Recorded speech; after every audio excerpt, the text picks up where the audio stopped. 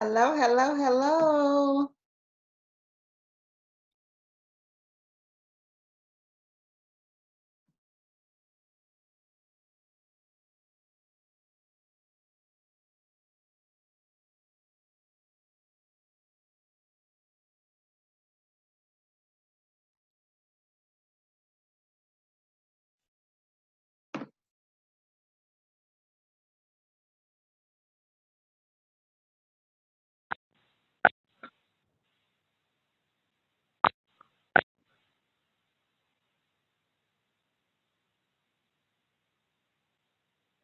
Hello?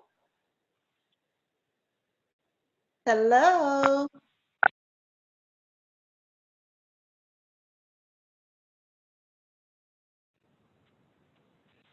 Lorna. Hello? Hello?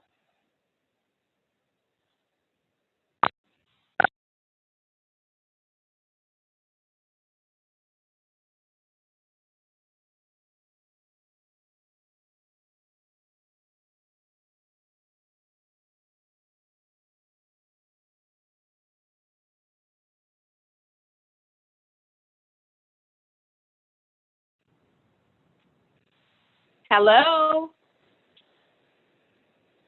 Hello?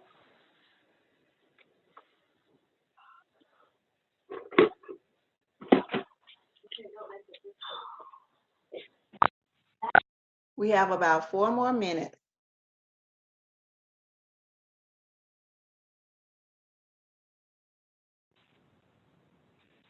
Lorna.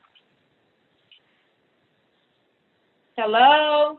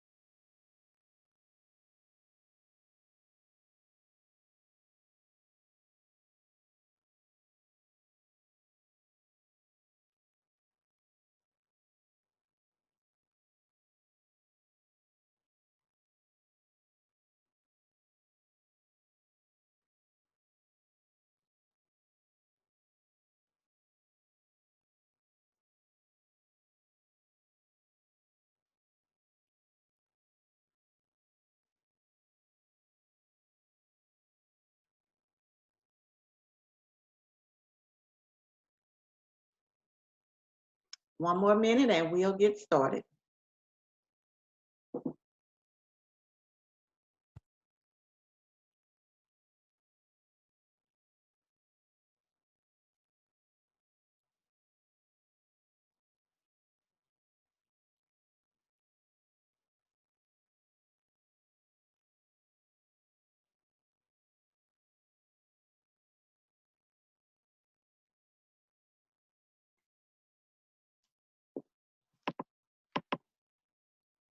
Okay, so it is 7 o'clock. I'm gonna go ahead and get started. I know the rest of the ladies will join when they're able. Let's see if I have everything.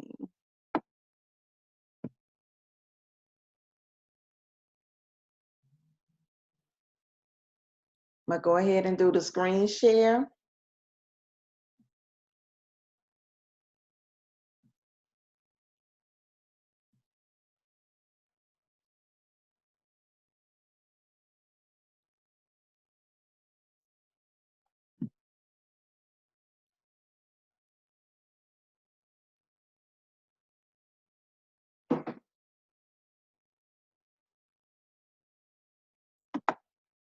I don't know if this is the last one I did.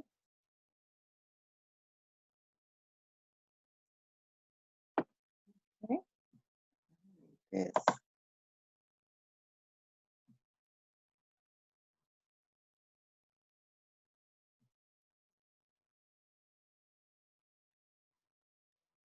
And I really hope more ladies join us soon because of the information I am sharing tonight. I really want everyone to get.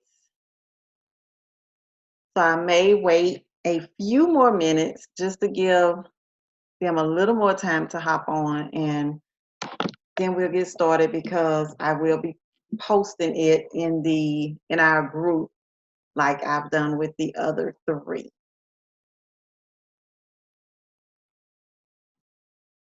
So who's on the line now?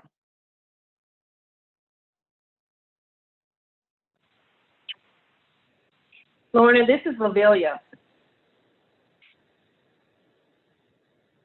Can you hear me? I see you unmuted, but I can't hear you.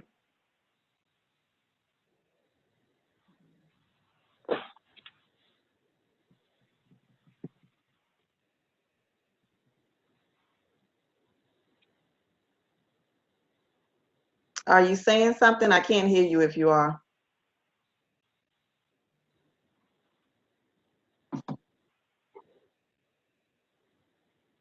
Okay.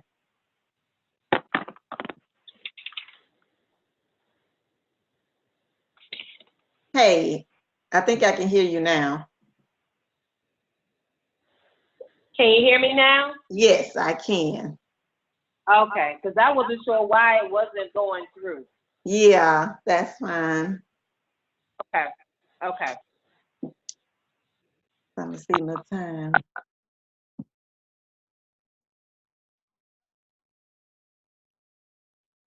Okay, I see Diana's joined us. I wanted to wait to give you all a little, to give the ones who hadn't made it a little more time to come in so that they could catch from the beginning. But I'm gonna go ahead and get started. And like I said, they can catch up when they log on. And again, I'll be posting it on our Facebook page as well. So this is day 4, and unfortunately, the final day of our memoir writing workshop. Unfortunate for me, I'm not sure how you all feel about that, but I've enjoyed our time together. So this is Turn Your Wounds into Words and Your Battle into a Book, Memoir Writing Workshop, day 4. Now this session is going to be different from the previous 3 because I feel like I've given you enough tools to get you started with crafting a great story. So this one is going to be a little different because it doesn't really deal with writing the story per se, but it deals more so with mindset and just things that you need to keep you going, because you can have all the tools you need to write a great story. But if you aren't motivated, if you don't have the right mindset to keep you going, then all of those tools will just sit, and it does you no good to have it if you're not able to use it. So like I said, this one is a little different. Well, it's a lot different from the previous three. So first is training your brain for writing. Probably didn't know that you have to train your brain for writing. And if you think about it, it makes sense, because if not, anybody could just sit down and write. And you hear more people saying that, it's hard to sit down and write, versus you hear people saying, oh yeah, I just sit down and craft out a book and, publish and work on the next one. So it's all about brain training. So the brain's job is to protect you. The brain is wired for failure, and you're probably like, what? But the brain job is to protect you, because the job of the brain is to make sure that you're safe. And the brain, as the article tells us, can't tell the difference between fear and excitement. So you may be feeling excited about writing this book, but to the brain, it's really not really sure. It's like, wait a minute, is she excited? Is she scared? Like, what's going on? I'm not really sure. So I need to do whatever I can do to prevent this thing from happening, because it could be fear. So what the brain will do is put all those thoughts in your mind, into you, to tell you that this is not something we should be doing. This is unfamiliar. We don't recognize this. Maybe we should do something that we recognize, the same thing you've been doing. Let's go back to that, because we know that feeling. We know what it feels like to do the familiar stuff. Let's keep doing the familiar stuff, because those things are safe. So it's your job to push through all of that, to get the brain to the point where it recognizes writing as a safe activity for you. So when you get that happy feeling, the brain will recognize it as a happy feeling, as, okay, this is good. We enjoy this. Think about when people first start going to the gym. You may know people, I know people. In the beginning, going to the gym was like, oh my gosh, I do not want to leave my house. I do not want to put on these workout clothes. I do not want to go to this gym. It was a chore, and the brain, like, they had to work really hard to get there, because the brain was showing them that, you could just stay home today. You don't really need to go to that gym. Oh, look, the sky's getting dark. Looks like it's going to rain. Just stay home. It's not safe. So, all these thoughts come to you because the brain doesn't want to do that, because we don't do that. But the more they go, what happens? They start craving going to the gym. They go to the gym, rain, sleet, snow, or hail. They are at that gym because they're addicted to it now. They love it. And the brain recognizes going to the gym as something good, as a fun activity for them even. So it's the same thing with writing. The more you do it, the more you convince your brain that this is okay. This is something we can do, but it takes work. So just recognize whenever never all of those million excuses come in your head, recognize it for what it is. This is the brain trying to keep me safe, but safe for me is writing this book. Good for me is writing this book, and the brain will catch up. So do your part and the brain will catch up. I promise you, it's called retraining your brain. So one way to retrain your brain is to recognize that this is not a new experience. Even though some may feel like writing is a new experience, it's really not, because you create stories all day long. So I use this as an example. You live alone. You arrive at home from work. This is what you see. The door is wide open. No one, let's say you live by yourself, okay? You know you closed this door when you left home. You got home and this door is wide open. Before you even walk, you may not even walk to the door, but before anything else happened, you have already created a story in your mind of what happened. In your mind, you already know someone went into my house, someone trashed my house, stole all my stuff, and that may not even have happened. Maybe you thought you closed the door and the wind blew it open. Like, anything could have happened. But in your mind, you have already made up a story about what you're going to find when the police finally arrive and you all go into this house. So making up stories, even though you all stories are true stories, creating stories not a new skill. So that's why once you start doing it more, the brain will recognize, okay, this is something we do. So it's okay. And the second thing is making writing a daily habit. Remember, I talked about the people at the gym. They pushed through, they made it a habit. When it becomes a habit, it does not feel like a chore. It feels like a part of what you do. It just feels like a part of your daily routine, just like waking up, brushing your teeth, washing your face. You know, you made that habit. You weren't born doing that. It became a habit, a great habit, but a habit nonetheless. So you do it, and when you don't, I don't know about you, but I cannot be up long without brushing my teeth. Like I have to brush my teeth and wash my face. So in my mind, it's like, you know, I've trained my mind to know that this is something that has to be done or things just don't feel right. So make writing a part of your daily habit. And you do that by this number one, deciding why you want to write your story. Your stories are true stories about things that are happening in your life, lessons that you've learned.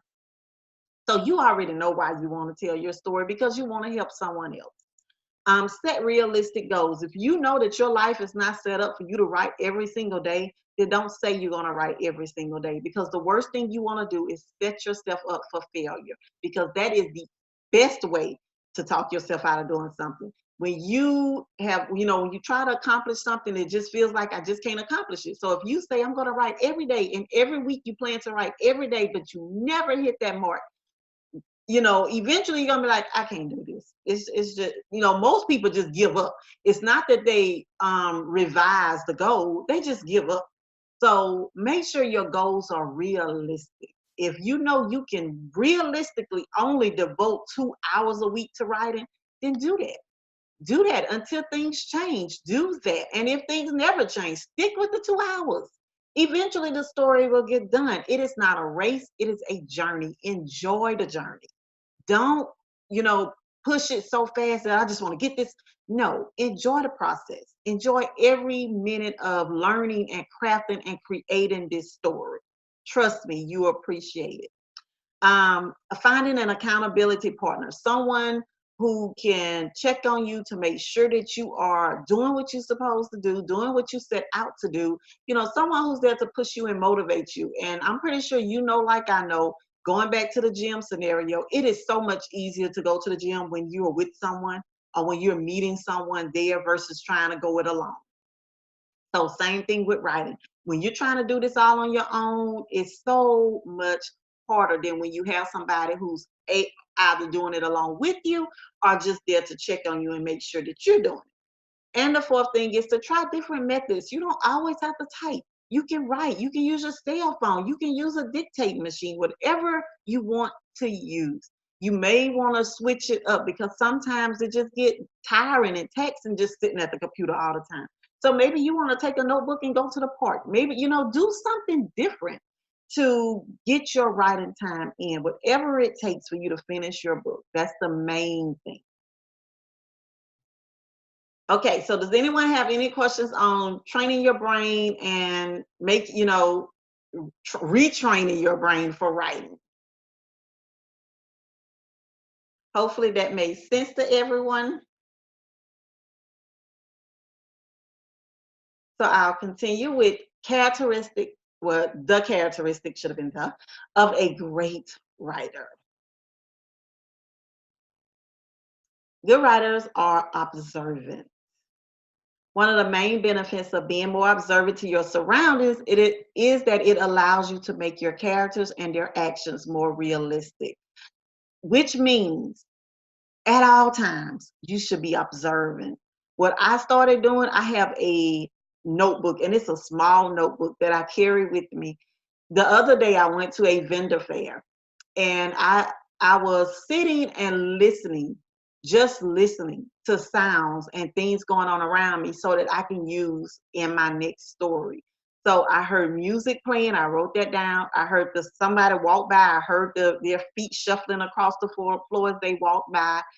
Someone had dropped, I think they dropped some change or something, so I heard the clinking of change hitting the ground. Like everything I heard, someone not too far from me was eating nachos, so I heard the crunch of the nachos. So everything, every sound I heard, I wrote down. I may not use those in this story, but I may use them in another story.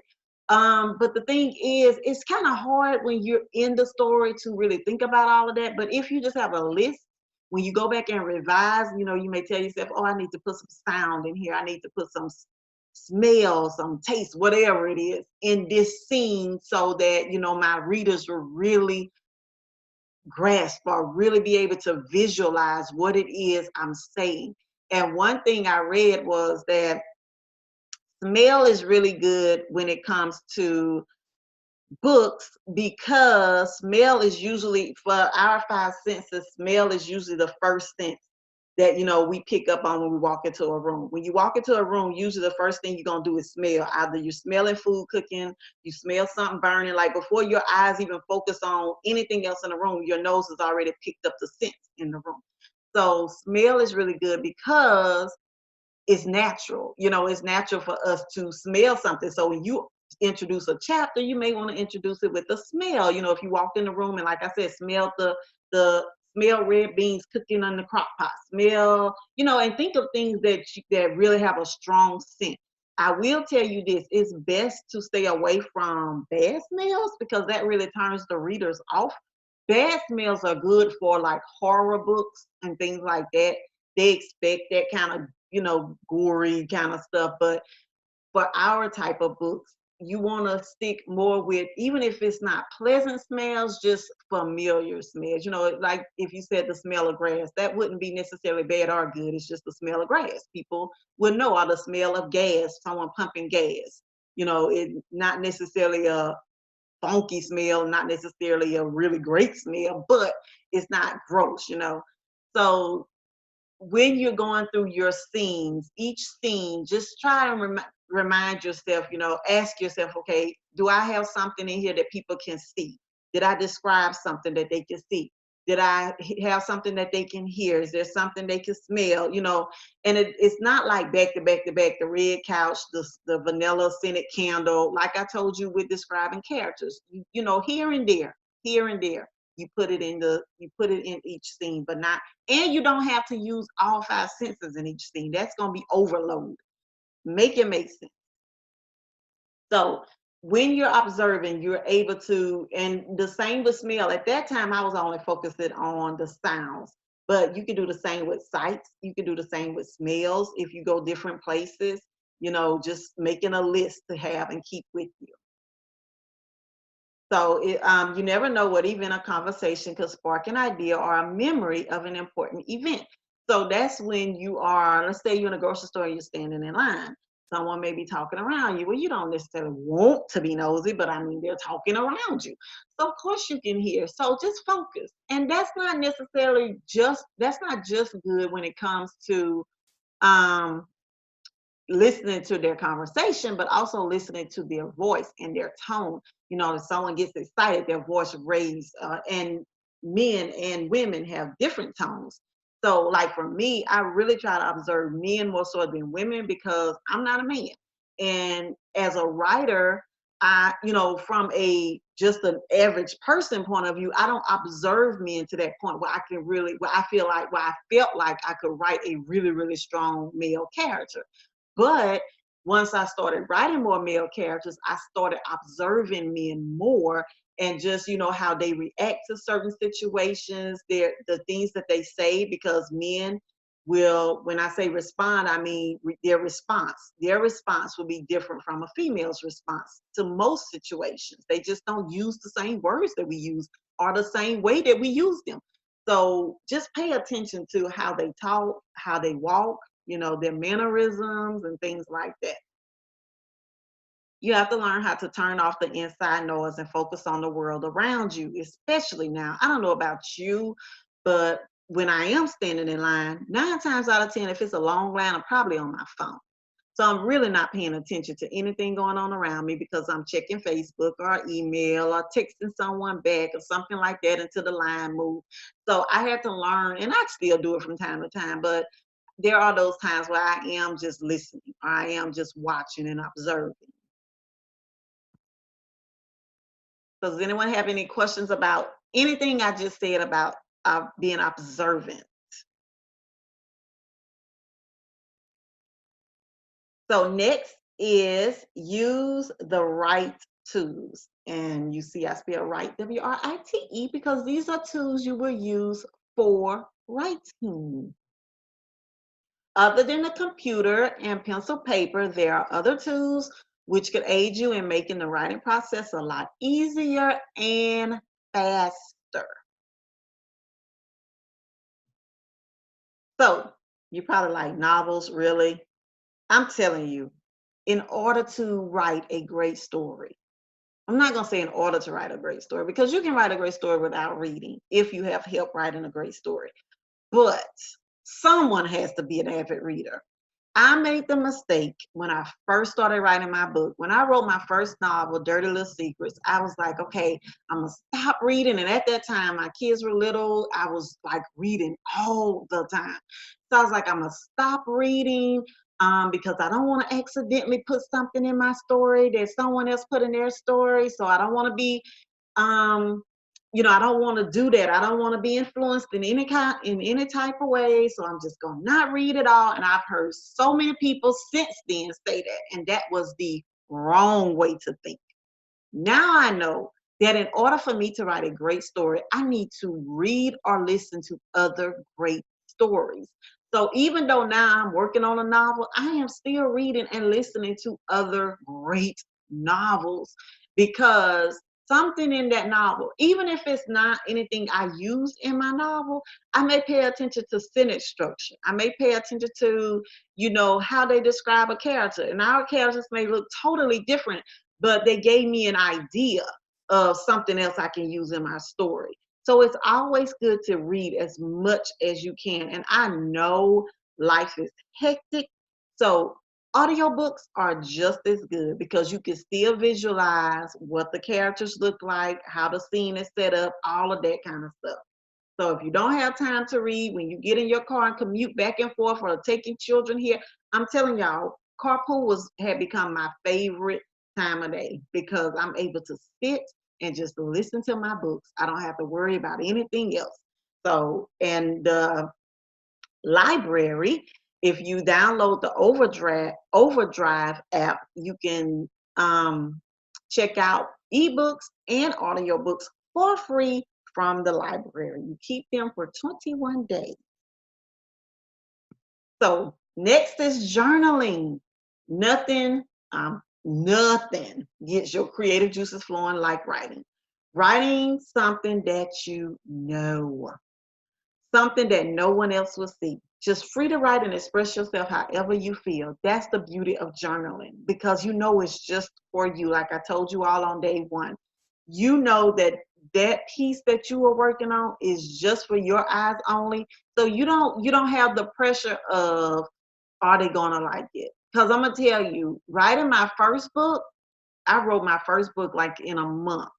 My second book, it took a lot longer, because I had the pressure of my first book, and I received a lot of great reviews from my first book. So then it became, well, will they like this one just as much? So it took me longer, because I was in my own head, stopping myself. So free writing like journaling, gives you the opportunity to just get it out and not have the pressure of worrying about what other people will think. And it will also spark something that you, again, could use in your writing, in your story. So this is the Alpha Smart Word Processor. It's not a new concept, like I said. It's been around forever in 3 days. But because most of us use laptops or computers, we don't use these anymore. I bought this because I was too distracted with the laptop. I was too distracted with my computer. With the Alpha Smart, the only thing you can do on this thing is type. Nothing else. Like, there's not even a place for social media. All you can do is type. And you plug it up. There's a cord that comes with it. You plug it from the Alpha Smart to your computer. You open up a Word document, you press send, and everything that you type goes to your Word document on your computer. So it helps you because it eliminates the distractions, and it eliminates the what's that? The, I don't want to say urge, but you know, how you really want to go and you really want temptation. That's what I'm looking for. It eliminates the temptation to just click out of this real quick and go and check and see if you got a new email and see what they're saying on Facebook. It eliminates all of that. So you may want to take this to the library, take this to the park, wherever you want to go, take this to the coffee shop, take it with you and just type. That's all you can do on it. And they're cheap. They're like $30-some on Amazon. Next is Dragon. Dragon is good for people who really don't like to type or really don't know how to type. It dictates. So what you do is you upload Dragon to your computer. You have to set it up. So it'll take you through some speaking, some things you have to say so that Dragon will recognize your voice and, you know, your dictation and things like, not dictation, your voice and your, you know, the way you talk, your tone and everything. And you just talk. You just say whatever it is you want to say, and Dragon types it as you say it. So that's really good, like I said, for people who may be slow typers or just don't like to type or just tired of typing. Even if you are a good typer, maybe you just don't want to type. Maybe you just want to sit there and talk it. So that's, and they have Dragon also for your phone. So I know for sure they have it for the iPhone. I'm not really sure about Samsung, but definitely for the iPhone because I downloaded it on mine. Grammarly is an editing program. Now, it's not the only editing that your book will need, but it will help you. It is very good. I use Grammarly all the time. And when you download Grammarly, if you get the premium subscription, which I think maybe like $11 a month or something like that, it also edits email, it edits Facebook posts, anything you do online or, you know, yeah, online, Grammarly will edit for you.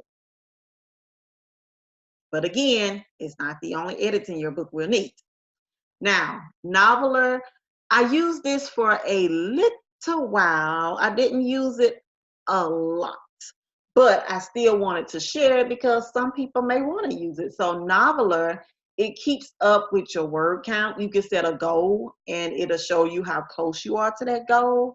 I don't know if this was mine or if this was just an example. I think this may have just been an example. So you see, it tells you how many words you've written.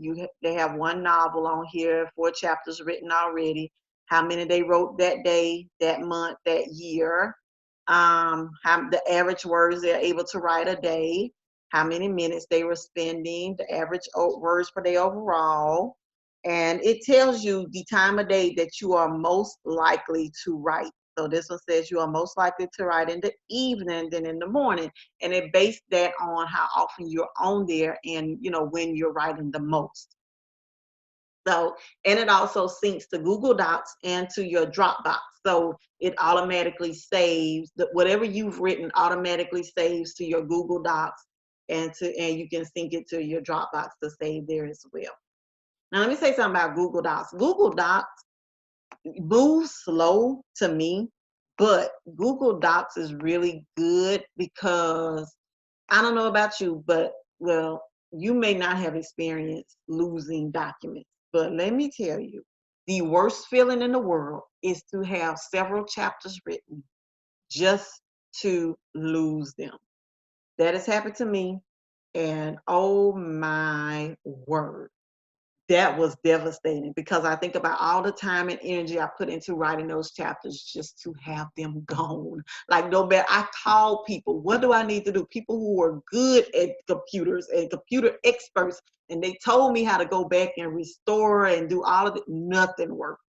So basically I said, well, that wasn't the one God needed me to use. So he started me over and I just started over, obviously. So next is Scrivener. I use this. Now this one, to be honest with you, is kind of complicated, but you may be more of a computer tech or a computer savvy person than I am, I don't use it for my novels, but as you can see, you can use it for your novel and break each, now this says scenes, but you can break each chapter down and outline it that way. I use it for my scripts because it formats your scripts. So I don't use it for my novels, but I do use it for my script.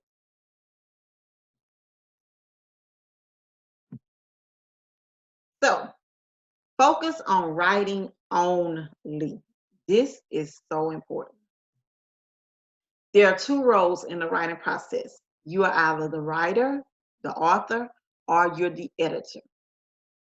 Those two people, and you will play both roles, but not at the same time. They can't coexist in the same body at the same time because someone is going to take over.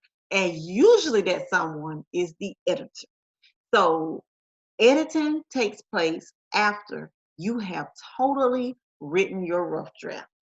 Like I told you, you write your rough draft, you put it away for maybe a week, put it away, pick it back up again.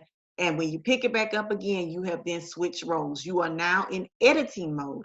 You are reading to see if it sounds right. You're reading to see if there are any mistakes that you missed. You just, all of that. Your editing brain is now working. So make sure you do not have these two people working at the same time. You will take forever trying to write if you are trying to correct everything while you write. If you have a misspelled word, Microsoft Word will pick it up. Just keep going. Trust me, you'll catch it again because it'll have a big red line under it. But just keep going. Don't worry about it. And trust me, I know that's going to be the hardest thing for you to do because it is the hardest thing for me to do is to just leave a mistake. Like I have to go back and fix it. But I have taught myself, well, I'm going to say I'm teaching. I'm working on myself to just let it go and just keep going. I did try that a day and you would not believe how much I got done when and it still made sense. You know, it's not like I didn't know what I was trying to say, or it's not like I won't know when I go back and read what I was trying to say. So it just helps you not to be in the same role at the same time. Writing is creative. Editing is technical. So that's why it's hard for a person to be creative and technical because technically being technical means you're looking for things, you're critiquing and you're trying to find mistakes. Where writing is more just free flow. Just let it go, just let it flow. And that's what you do with your first draft. And like I said, if your first draft isn't garbage, then you did something wrong. That meant you were doing more editing than writing. And you should be doing more writing than editing. You also cannot research and write at the same time. And for you all, your research may consist of talking to people who were around during a time where whatever it is you're talking about happened, because those people may be able to share things that you may have forgotten about or that you may have just, blocked out or what have you. Whatever it may be, you want to talk to people who can help you craft this story, who can help you tell this story to the best of your ability, making sure that you are truthful, because that you definitely want to tell a truthful story. So when you stop to research again, you kill your creative flow, which causes your mind to switch into another mode because research, like editing, is more technical than creative and enjoyable. I don't know if I put the slide in here. No, I didn't. I'm going to go back. But what I do now, let's say I'm talking about a scene. And I want to describe this scene, but I'm really not sure how I want to describe the scene. So I would just write everything, and then in parentheses, in bold, I would put describe scene, so that I'll know to go back and describe that scene. So that's what you can do. So if there's something that if you're writing something and you're really not sure about that idea, you're really not sure about that detail, and maybe your sister was there, maybe she may know. So instead of stopping to call your sister, talk to her about, just put in parentheses, talk to Sheila about such and such date. but you will do that later after you've gotten it all out. Don't stop yourself. So does anyone have any questions about anything I just said or said before?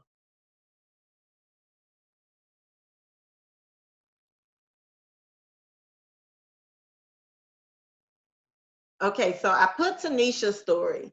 Tanisha was a manuscript evaluator, which meant that she spent a lot of time looking through authors' work, critiquing it. She wasn't necessarily an editor, although she could have been an editor because she was just that detailed, but she was more of an evaluator to let you know if the story made sense. She read from a reader's point of view. So I put that she's also a contributing author for a best-selling romance anthology that she and I were in together, which was Signed, Sealed, Delivered, I'm Yours. But whenever she sat down to write her own novel, she couldn't. Like, she read all these novels. She critiqued all these novels. She gave all these people these ideas for their novel, yet it was so hard for her to sit down and write her own novel. And so when we talked about it, because we would bounce ideas off of each other and, really sit down and talk about our stories or what have you. We realized that Tanisha's problem was it was hard for her to switch because she'd been an evaluator for so long. She was still in that mode when writing. So it was really hard for her to write because she was so used to critiquing. So she was critiquing everything she wrote. And it just took her so long to write that story. So after we talked and, we challenged each other to just write. And once she was able to do that, she was finally able to finish. Now that's the good side. The bad side of all of this, and I used Tanisha because I also had someone else that I was going to share their story, but I wanted to share Tanisha's story and not to bring you down, but it's just the reality of life.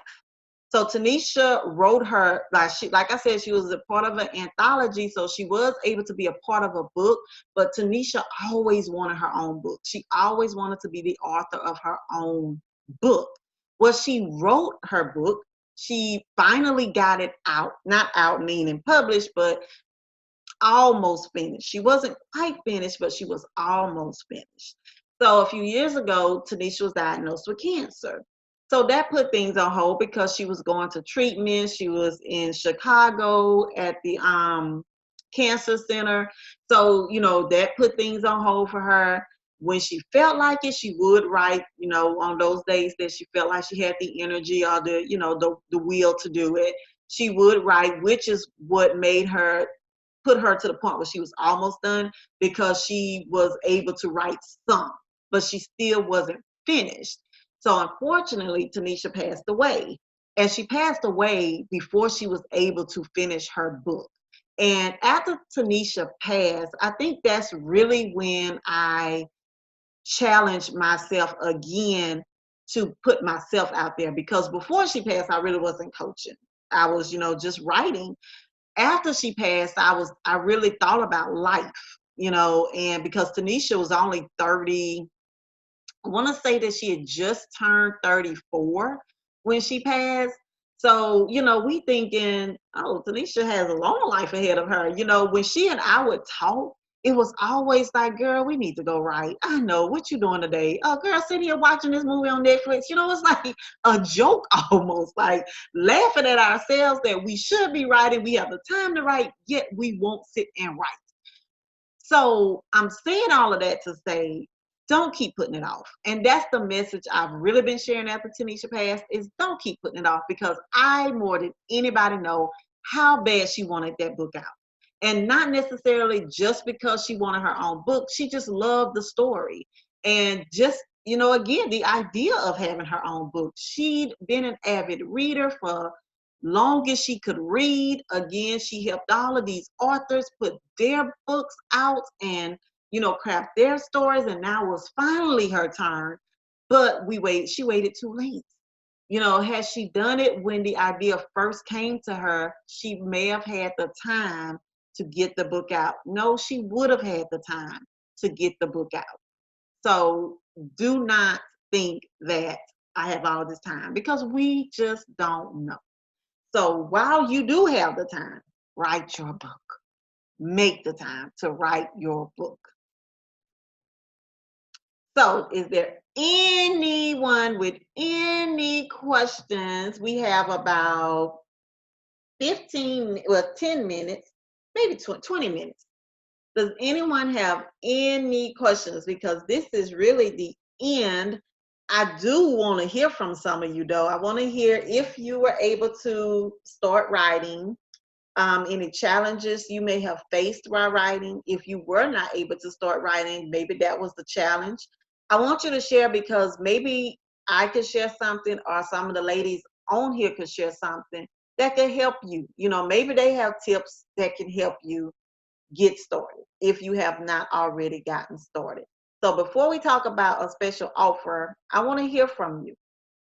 What do you think about what you've written so far? Did it show you that you can do this? Did it spark any other ideas about writing? Whatever it may be. So who's going first? And don't all talk at the same time.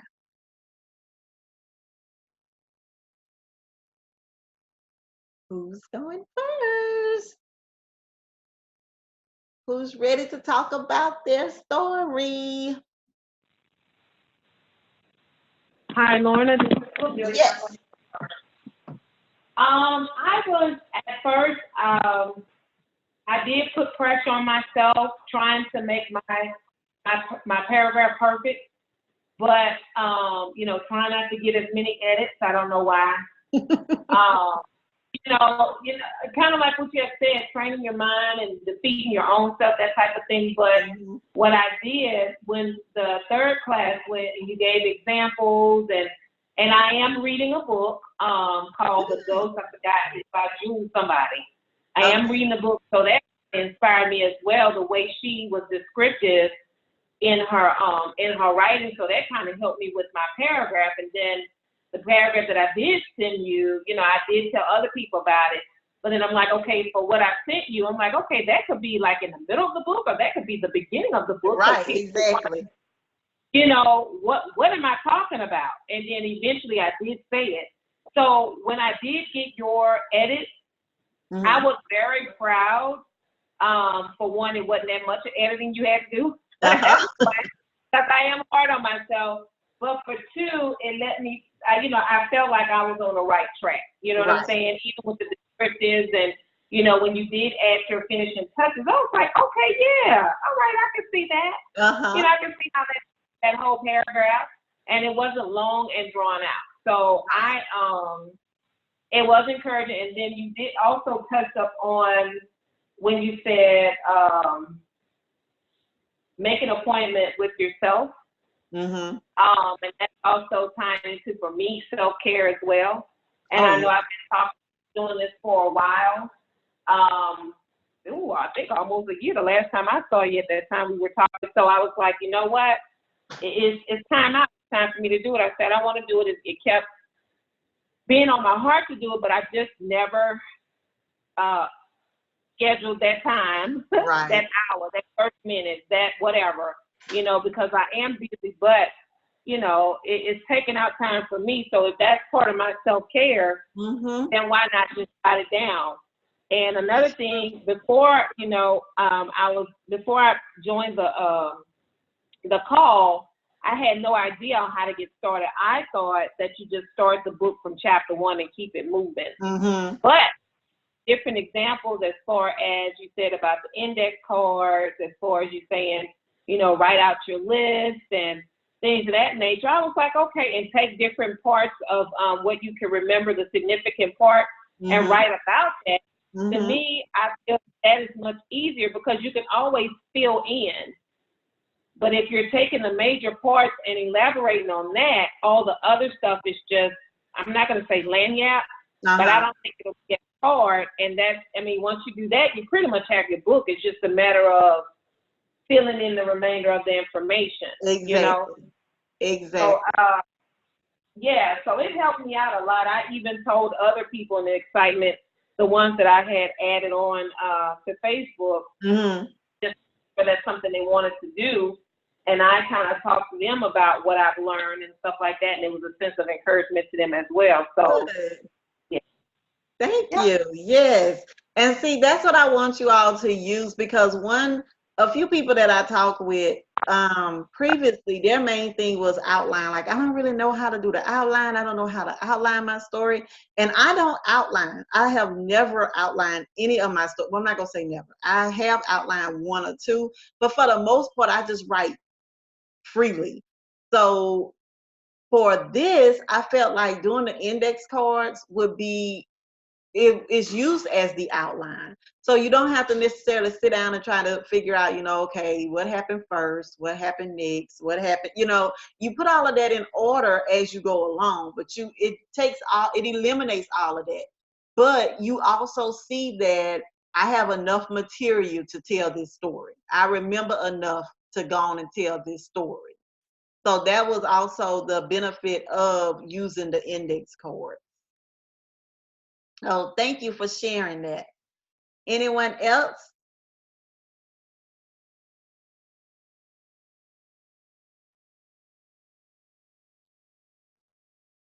So if there's no one else, I am going to talk about the special offer, and then I'm going to let you all go.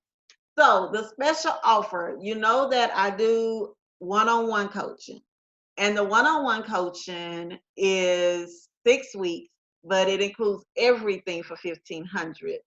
So what I wanted to start doing is more group coaching, like with the classes, but group coaching, because it will be more affordable and I can reach more people. So with the group coaching with 5 or more, it would be half of that price, which is $750, which could be paid in 2 payments. Um, however you want to break it up. So I wanted to extend that special offer, even if it's not necessarily people that's in the group or in the class. If you know other people that may want to do a writing group with you, then we can do that as well. But I wanted to put the offer out there, like I said, because I know that for some people, 1,500 may be like, well, that's kind of steep. But you have to understand that the 1,500 not only includes the critique, but it also includes the book cover, it includes editing, it includes formatting and publishing. So it includes a lot.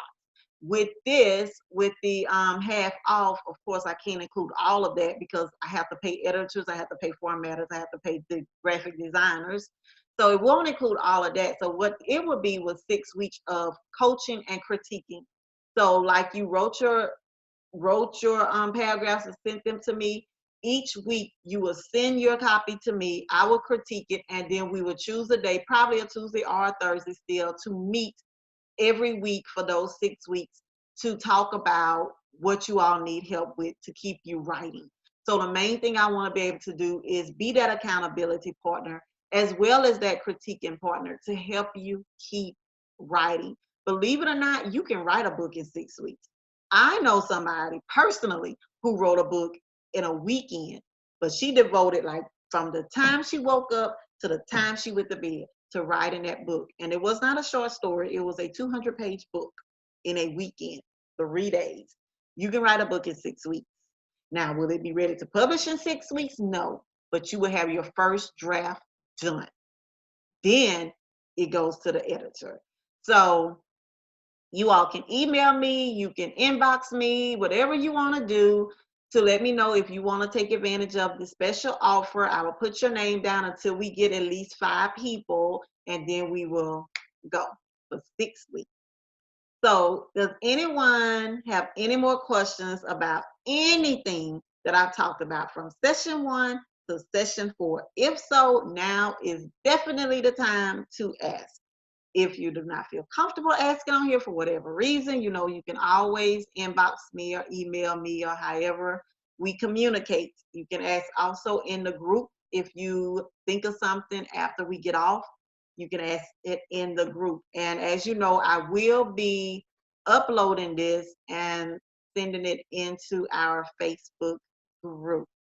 Again, do not forget my offer still stands as well to critique. Well, I don't know if I said that on here, I did put it in the Facebook group. So the offer was, if you share the information about the class, if you share it off of social media and have someone to contact me, then make sure you tell them they have to mention your name. Sharing the information about October session. October sessions start the first 2 weeks in October, just like these were the first 2 weeks in September. So if you tell someone to contact me about the classes in October, or if you share something on social media, be it your testimony about the class, things you learned in the class, whatever it may be, tag me. And what I would do is I'm going to critique your first 10 pages as a thank you for helping me build this program. So share it, tell them to either mention your name if they are emailing me or inboxing me, or you tag me if you are saying anything about it on social media. And the first 10 pages I will critique, which is what I did for you when you sent those pages to me. That was a critique. So I will do that for your first 10 pages, like I say, as a thank you for helping me. That offer expires November 1st because I want you to write. I don't want you to feel like, oh, I have all the time in the world to do this. After November 1st, the offer expires. So you have to get those 10 pages to me on or before November 1st. So if there are no further questions, I will let you all go. And we have 9 minutes to spare.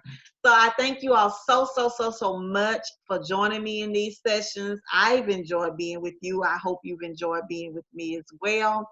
I hope you learned enough to continue writing, because that is the overall goal. Continue writing, period.